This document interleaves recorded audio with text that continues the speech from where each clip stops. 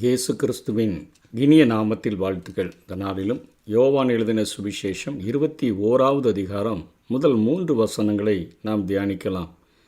இவைகளுக்கு பின்பு இயேசு திபேரியா கடற்கரையிலே மறுபடியும் சீஷருக்கு தம்மை வெளிப்படுத்தின விவரமானது சீமோன் பேதுருவும் திதுமு எனப்பட்ட தோமாவும் கலிலேயா நாட்டிலுள்ள கானா ஊரானாகிய நாத்தானுவேலும் செபதேயுவின் குமாரரும் அதாவது யாக்கோபும் யோவானும் அவருடைய சீஷரில் வேறு 2 பேர் மொத்தம் 7 பேர் கூடியிருக்கும்போது சீமோன் பேதுரு மற்றவர்களை நோக்கி மீன் பிடிக்கப் போகிறேன் என்றான். அதற்கு அவர்கள், நாங்களும் உம்முடனே கூட வருகிறோம் என்றார்கள். அவர்கள் புறப்பட்டு போய் உடனே படவேறினார்கள். அந்த ராத்திரியிலே அவர்கள் ஒன்றும் பிடிக்கவில்லை என்று சொல்லி பார்க்கிறோம். திபேரியா கடல் என்பது கலிலேயா கடலுக்கு இன்னொரு பெயர்தான் திபேரியா கடல். சீஷர்கள் கூட்டமாக இருக்கும் பொழுது அவர்களுக்கு 3வது தரிசனத்தை அங்கே இயேசு கிறிஸ்து கொடுத்ததாக இங்கே யோவான் எழுதுகிறார். அதனை நாளைய தினத்தில் தொடர் செய்தியாக பார்க்கலாம். இங்கே 7 பேர் இங்கே சீஷர்கள் மீன் பிடிக்கும்படியாக கடந்து செல்லுகிறதை நாம் பார்க்கிறோம். அந்நாட்களில் எந்நேரமும் இயேசு உயிர்த்தெழுந்த பின்பு சரீரப்பிரகாரமாக அவர்களோடு கூட இருக்கலை. சீஷர்கள் இங்கே பின்வாங்கி போய்விட்டார்கள் என்பது அர்த்தமல்ல. அடுத்த கட்டளை அவர்களுக்கு கொடுக்கப்படவில்லை. சீஷர்கள் அவர்கள் ஏழை ஜனங்கள், வாழ்வாதாரத்திற்காக எப்பொழுதும் அவர்கள் வேலை செய்தவர்கள். இயேசு கிறிஸ்துவை சந்திப்பதற்கு முன்பாகவே அவர்கள் வேலை செய்து கொண்டிருந்ததை நாம் பார்க்க முடியும். மத்தேயு 4வது அதிகாரம் 18வது வசனத்திலிருந்து 22வது வசனம் வரையிலும் பார்க்கும்பொழுது பேதுருவும் அந்திரேயாவும் கடலிலே வலையை போட்டு கொண்டிருந்தார்கள். யாக்கோபும் யோவானும் அவர்கள் வலைகளை பழுது பார்த்து கொண்டிருந்தார்கள் என்று சொல்லி பார்க்கிறோம். தங்களுக்காகவும் தங்கள் குடும்பங்களுக்காகவும் சம்பாதிக்க வேண்டிய சூழ்நிலையில் அவர்கள் இருந்தபடியினால் அவர்கள் இப்பொழுது அடுத்த கட்டளை வருகிறதற்கு முன்பாக தங்களுடைய வாழ்வாதாரத்திற்காக தங்களுடைய தேவைகளுக்காக அவர்கள் மீன்பிடிக்க செல்லுகிறார்கள். பரிசுத்த ஆவியை பெற்று அவர்கள் ஆலயத்திற்கு செல்லும்போது கூட பேதுரும் யோவானும் செல்லும்பொழுது, வெள்ளியும் பொன்னும் எங்களிடத்தில் இல்லை, எங்களிடத்தில் உள்ளதை உங்களுக்கு தருகிறோம், நசரனாகிய இயேசுவின் நாமத்தில் எழுந்து நட என்று சொல்லித்தான் பிரவிச்சப்பானியை அங்கே எழுப்பி விடுகிறதை நாம் பார்க்கிறோம். கர்த்தரை சந்திக்கும் வரை அவர்களுடைய செலவுக்காக சம்பாதிப்பது பேதுருவினுடைய நோக்கமாக அது இருந்தது. கர்த்தருடைய ஊழியத்தை கைவிட்டுவிட அவர்களுக்கு எண்ணம் இருந்ததாக இந்த பகுதியில் எந்த ஒரு அறிகுறியும் இல்லை. சுவிசேஷத்தை பிரசங்கிப்பவர்கள் தங்கள் தேவைகளுக்காக இன்னொரு வேலையை செய்கிறதில் எந்த ஒரு தவறும் இல்லை என்பதை நாம் வேத வசனங்களின் மூலமாக கற்றுக்கொள்ள முடியும். தேவனுக்கும் உலக பொருள்களுக்கும் உங்களால் ஊழியம் செய்யக்கூடாது என்று இயேசு சொன்னதை உலக பிரகாரமான வேலை செய்து கொண்டு ஆண்டவருடைய பணியை நிறைவேற்றுகிறவர்களை குறித்து இன்றைக்கு தவறாய் சொல்லுகிறவர்கள் உண்டு.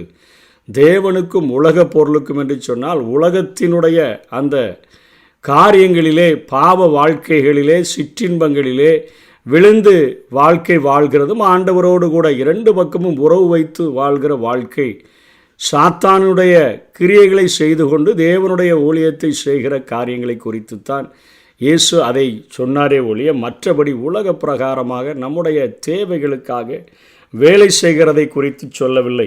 இதனை நாம் கொஞ்சம் ஆழமாக புரிந்து கொள்ள வேண்டும் என்று சொன்னால் அப்போஸ்தலர் 18வது அதிகாரம் 3ஆம் வசனத்தில் கொரிந்து பட்டணத்தில் பவுல் இருக்கும்பொழுது அங்கே ஆக்கில்லா பிரிஸ்கில்லா என்று கூடாரம் பண்ணுகிற தொழிலாளிகளை கண்டுபிடிக்கிறான்.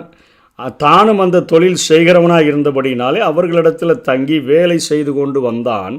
அவர்களிடத்தில் தங்கி வேலை செய்து கொண்டு வந்த நேரத்தில் ஓய்வு நாள் தோறும் அவன் ஜெப ஆலயத்திலே சம்பாஷணை பண்ணி யூதருக்கும் கிரேக்கருக்கும் புத்தி சொன்னதாக இந்த பகுதியிலே நாம் பார்க்கிறோம். அப்போஸ்தலர் 18 3ஆம் வசனம் 4ஆம் வசனங்களிலே இவைகளை காண முடியும். அதே போல் அப்போஸ்தலர் 20வது அதிகாரம் 34-35 நீங்கள் அறிந்திருக்கிறபடி எனக்கும் என்னோடு கூட இருந்தவர்களுக்கும் வேண்டியவைகளுக்காக இந்த கைகளை வேலை செய்தது. அதாவது ஊழியத்தில் அதிகமாக ஓடக்கூடியவர்களும் தங்களுடைய தேவைகளுக்காக வேலை செய்கிறதுல தவறில்லை என்கிற காரியத்தை நம் வேதத்தில் நாம் எழுதி வைத்திருக்கிறதை நாம் பார்க்கிறோம். இப்படி பிரயாசப்பட்டு பலவீனரை தாங்குவோம், வாங்குகிறதை பார்க்கலும் கொடுக்கிறதே பாக்கியம் என்று கர்த்தராகிய இயேசு சொன்ன வார்த்தைகளை நினைக்கவும் வேண்டும் என்று எல்லா விதத்திலும் உங்களுக்கு காண்பித்தேன் என்றான் என்று சொல்லி பார்க்கிறோம்.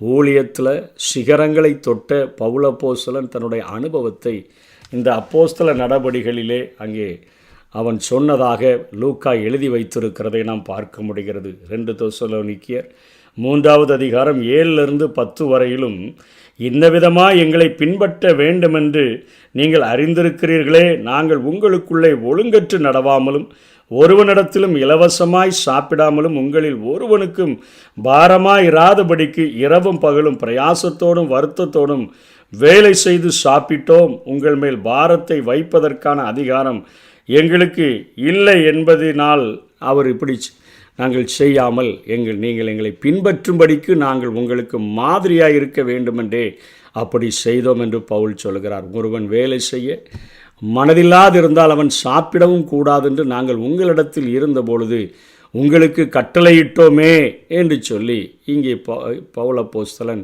தெசலோனிக்க சபைக்கு எழுதும்போது எழுதியிருக்கிறதை நாம் பார்க்கிறோம். ஆகவே தேவனுடைய ஊழியத்தை செய்கிற தேவனுடைய பிள்ளைகள் தங்களுடைய கைகளினால் தங்களுக்கு தேவையானவைகளுக்காக, தங்களோடு கூட இருக்கிறவைகளின் ஜனங்களின் தேவைகளுக்காக, வாழ்வாதாரத்திற்காக அவர்கள் வேலை செய்கிறதில் தவறில்லை என்கிற காரியத்தை குறித்துத்தான் இந்த பகுதியிலே பார்க்கிறோம். அவர்கள் மீன்பிடிக்க வந்ததை குறித்து ஆண்டவர் எந்த ஒரு கண்டனமும் சொல்லாததையும் இந்த பகுதியிலே நாம் கற்றுக்கொள்ள முடியும். நம்முடைய இருதயத்தில் நமக்கு ஆண்டவர் வாய்ப்பளிக்கிற நேரத்தில், அவர் கட்டளை கொடுக்கிற நேரத்தில், சமயம் வாய்த்தாலும் சமயம் வாய்க்காவிட்டாலும் அவருடைய வார்த்தைகளை மற்றவர்களுக்கு நாம் சொல்லுகிறதற்கு கடமைப்பட்டிருக்கிறோம். அதே நேரத்தில் நம்முடைய வாழ்க்கையில் நமக்கு தேவையானவைகளுக்காக நாம் வேலை செய்வது பாவமல்ல என்பதையும் நாம் புரிந்து கொள்ள வேண்டும். அதை புரிந்து கொண்டு ஆண்டவருக்கென்று பணியாற்றுவோம். கர்த்தர் தாமே நம்மை ஆசீர்வதிப்பாராக. ஆமேன்.